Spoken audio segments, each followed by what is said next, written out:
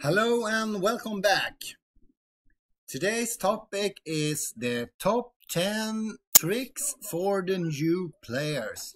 The noobs or the nabs or whatever you want to call them. Remember that we were all noobs, nabs and neebs once upon a time. So here is 10 tricks of the trade to get your character flying right away. First of all, trick number one or tip number one, make sure you enter a clan as early as possible, because in the clan, you see here, you can donate proof of blood, red starstone, which is very difficult in the beginning of course, and Adina, which of course also is something that we have shortage of in this game. Everything except these ones we have a shortage of. But believe me, if you want to rise in your clan, you need to provide them with all of these. And also when you do that, you receive clan points. And the clan points you can use in the clan shop and buy pretty heavy stuff.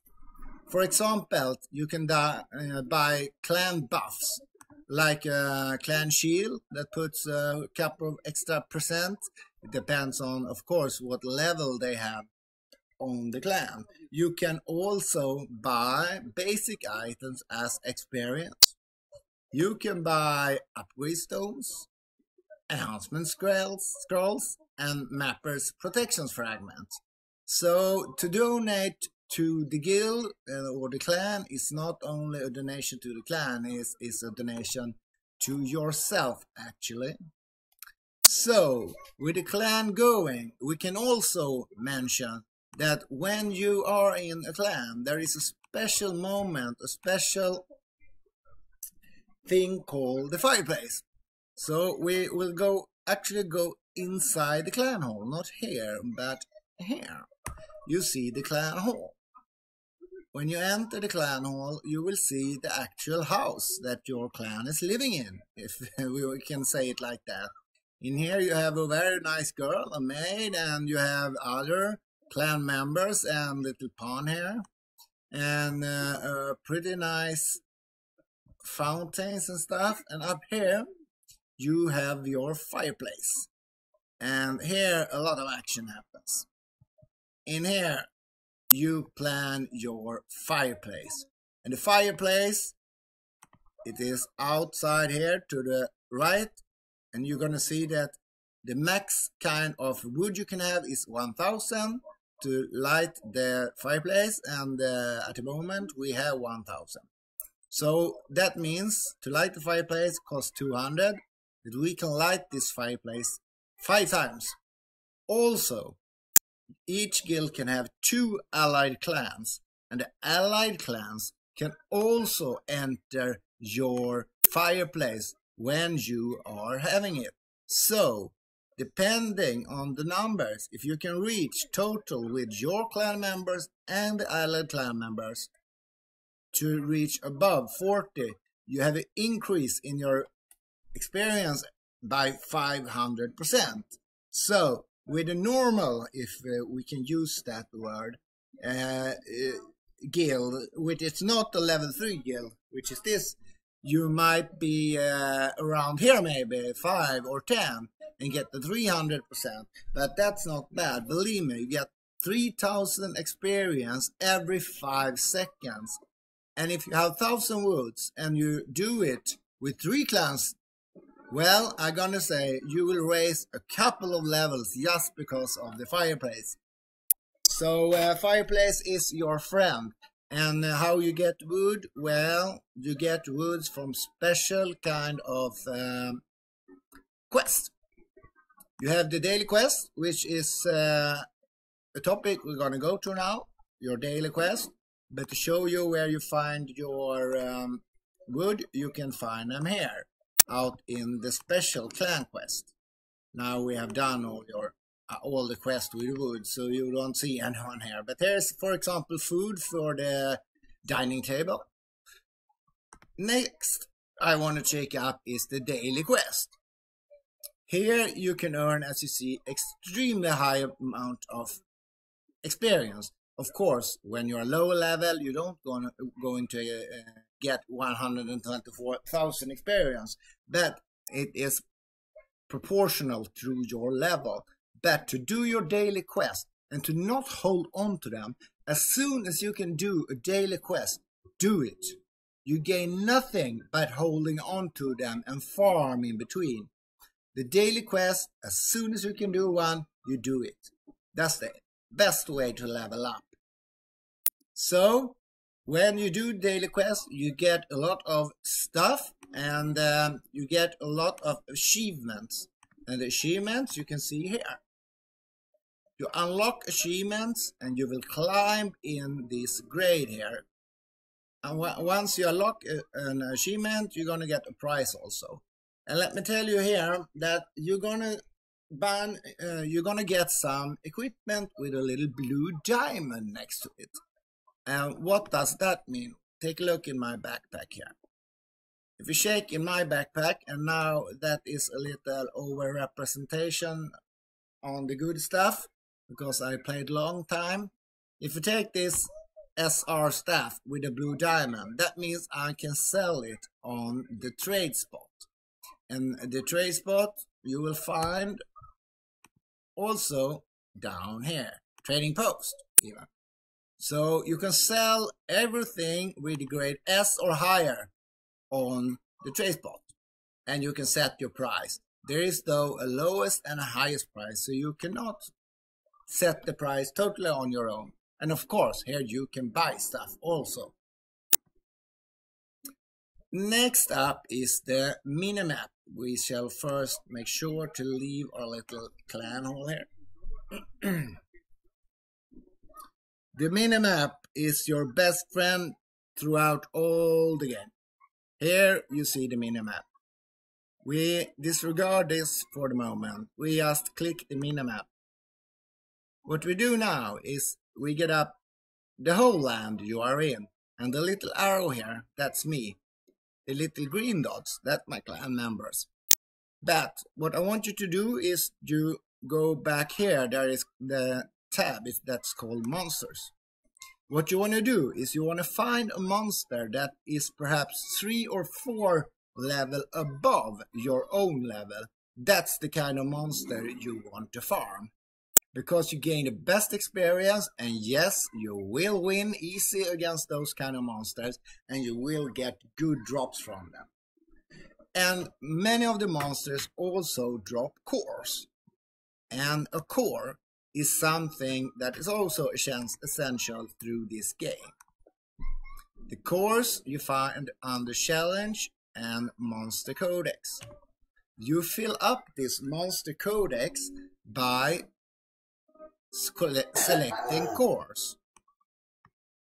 You see here I have a couple of cores apparently, because it says I can register. So we do that. I had one Agar's core, and so I registered that. Now I have completed pretty many of my codex, but here is the secret. You want to start picking out the ones that give you physical attack, magical attack, physical defense, medical defense. But as the game goes on, well, you're gonna fill your whole codex. So to be fair, it's a playstyle thing which you start with, of course, and what profession you have chosen. And with that, we come over to the summoning stone, because fighting enemies in the field, this is called a field. There you can also use the field buff. That's called Einhassad's Blessing. This will give you from 100, that's that, up to 200. Oh, accidentally ticked that. That doesn't matter. Experience from hunting. But you can also summon monsters. And with the new updates, because this is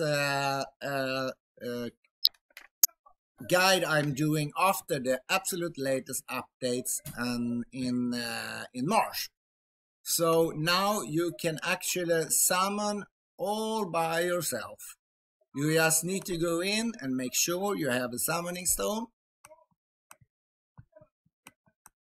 Did we find any summoning stone, or have I used them all? Here we have them. You can click and then you press go to. It doesn't matter which you choose, because you come into this little picture. Here you have the bosses. If you have the boss summoning stone, those are the little bigger ones. And here you find the monster summoning stones. For example, I have a Giran summoning stone. I have 5 actually, because you see I have 5 open spots here. So I can choose. Now it says max, max, max. I don't want to choose that one, but this one I want to choose. And I probably want to have 3 or so from that one to fill it up. And this I want also, of course. And then I can summon. But then you maybe think, shall I kill them all by myself? No, don't worry. Directly when you get in, you have a little screen exactly here where my mouse is, where you can call upon aid. And there come people from outside directly. You don't have to wait more than 5 seconds, and you have filled up your group with 4 strangers that are going to help you out, because everyone needs their course. If you are in a guild, you can of course do so-called SS runs. That stands for Soul Stones runs, which is the name of the stones. So now when you have leveled up, you have gone into the field and hit level 30. Now it's time for you to choose a class. Before that, you have been able to use both classes from the selected one you choose from the beginning, but now you have to choose. Do you want to be a treasure hunter, or do you want to be a Hawkeye? Do you want to be a bishop, or do you want to be a magic caster? Do you want to be a blade dancer, or do you want to be a hero? So now you have to choose what kind of character you want to play. And here you must remember that this is gonna be your choice of the playstyle. So really think after, do you want to be a DPSer, also damage per seconds? Do you want to be the one who always have the highest damage per seconds, which also is the majority of the game's players, so there's a lot of them? Or do you want to be a tank, the one who makes sure that the monsters attacking you all the time, you have excellent defense and you can stand against the higher monster, but you don't make as much damage? Do you want to be like this one, a healer? In fact, the bishop that I make here make excellent tank and healer. Or do you want to be a totally support group? Well, we won't go into that so much because this is just a beginner's guide, but you have to choose here. And don't be worried, all the skill points you have chosen so far to put in, wherever you have put it, you get it all back. Because when you do the quest to be specialized, you get something called Sand of Oblivion. And when you drink that, you get all your skill points back. So you can start totally fresh and put out your skill points exactly how you want them. The next we're going to look at is the battle deck. You have 5 battle decks and you should fill them with your 5 outfits. For me, I have 2 outfits for PvP. I have one where I do much damage, and I have one where I want a little extra heal. I have one outfit for when I meet magical monsters, the new Kruma. There I have the Kruma outfit and the Kruma weapon.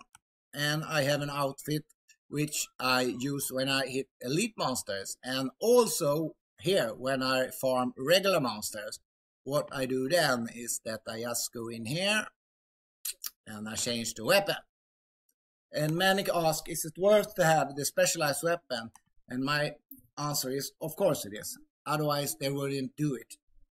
You do, with a specialized weapon, you do twice and sometimes thrice the damage that you do with your best pimped up PvP weapon.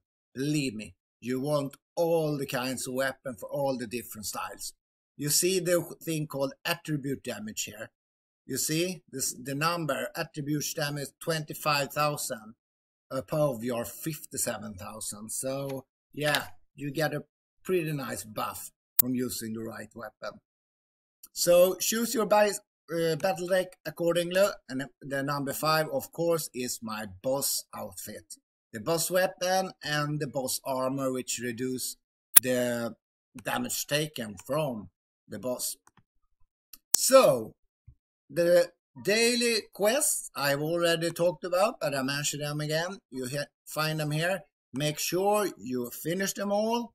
Make sure you also use this little option called subquest, and make sure you always do the highest subquest available for you.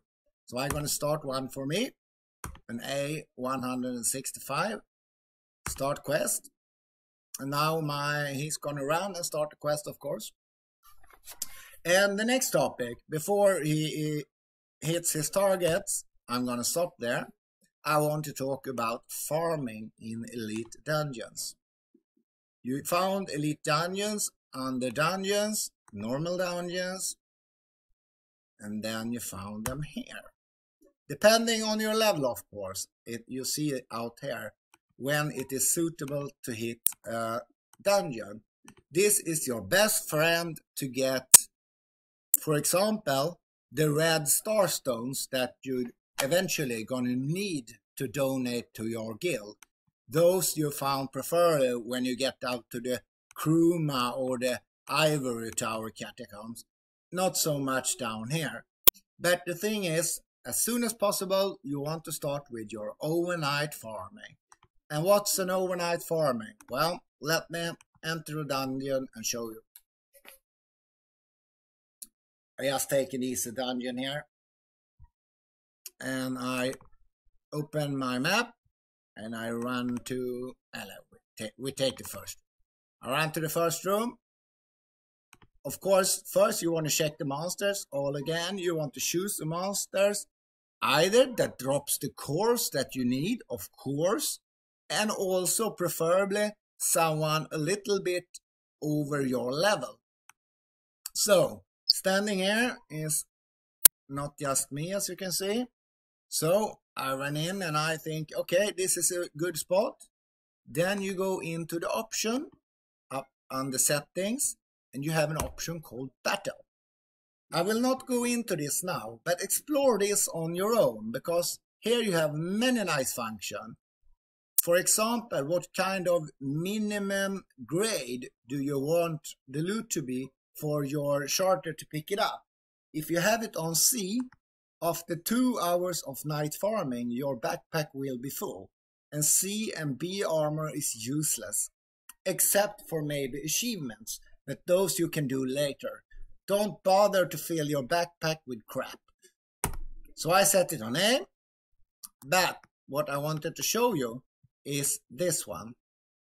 You want to put this on close or melee, so you don't wander away. And now you put it on auto. You put on melee, so that was very close.